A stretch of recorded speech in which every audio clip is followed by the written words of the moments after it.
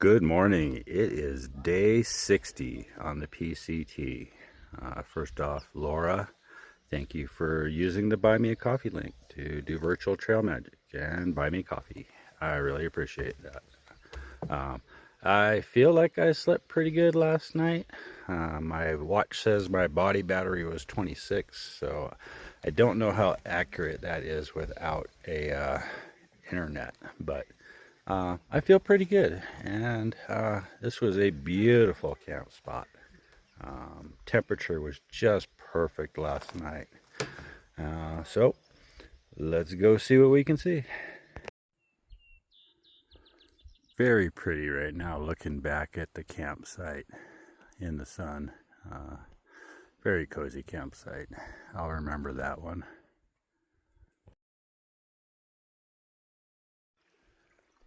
All right, first water source of the day, 2.4 miles from camp, and it's called Cow Creek.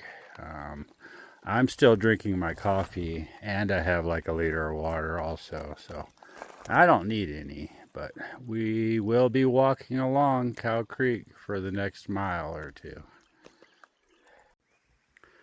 Well, that was a little awkward. I just had to hike past a couple that were breaking camp on the side of the trail and screaming at each other. Yeah, one of my favorite forests to hike through are the ponderosas. I just love these trees so much.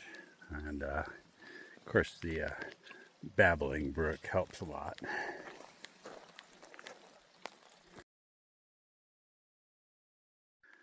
Man, it's been a couple hundred miles since I've seen one of these snowflowers.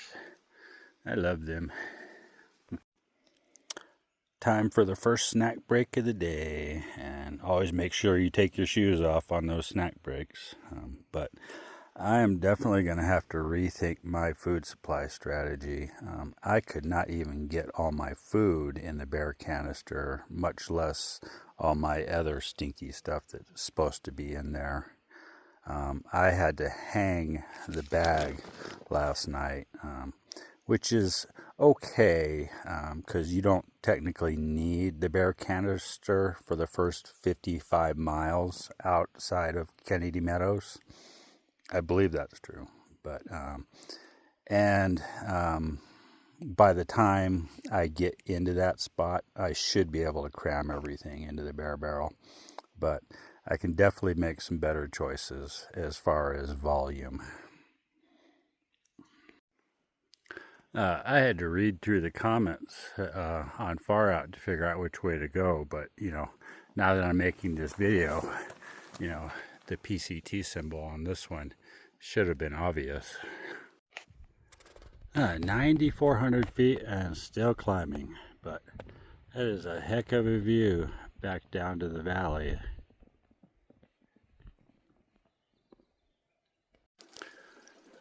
It's 6 miles to the next water source, so I need to,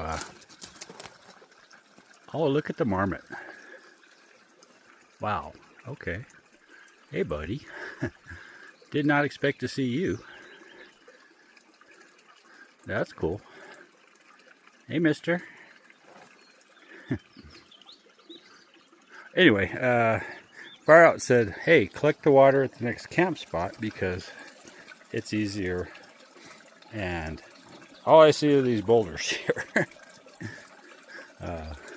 So I'll make it work. There we go, officially 10,000 feet up.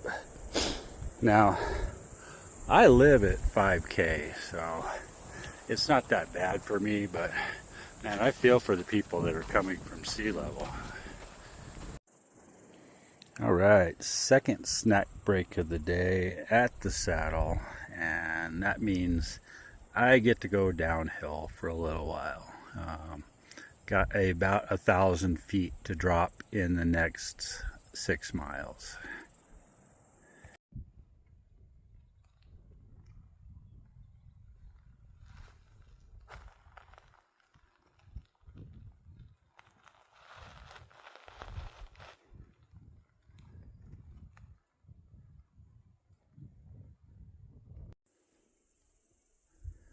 Looks like there's some snow out there on the peaks.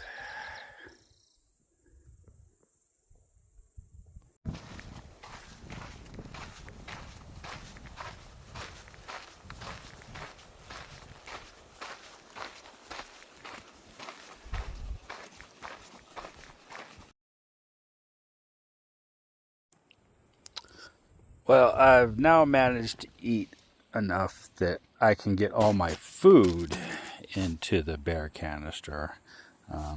But there's still stuff that needs to go in. Trash and toothpaste and stuff like that. Sunscreen.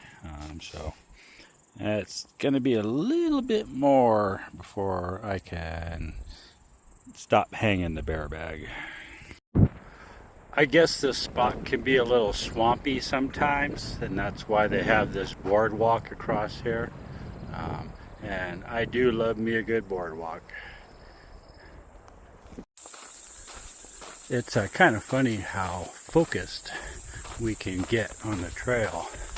That guy up there, I scared the crap out of him because I was just leaning on a log in the shade right next to the trail. And he didn't see me until he was right up on me.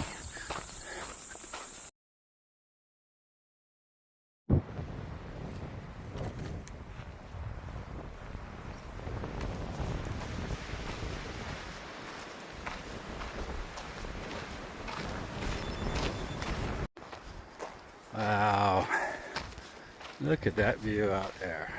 I think that is supposed to be Owens Valley.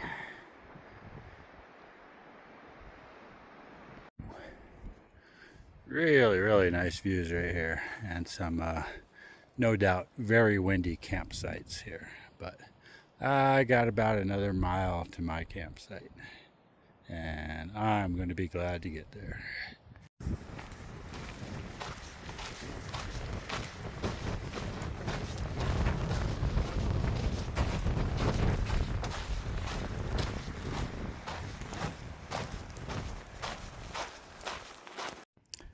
So I had never even seen one of these before I saw it at Triple Crown Outfitters, and I gotta say it is pretty darn good.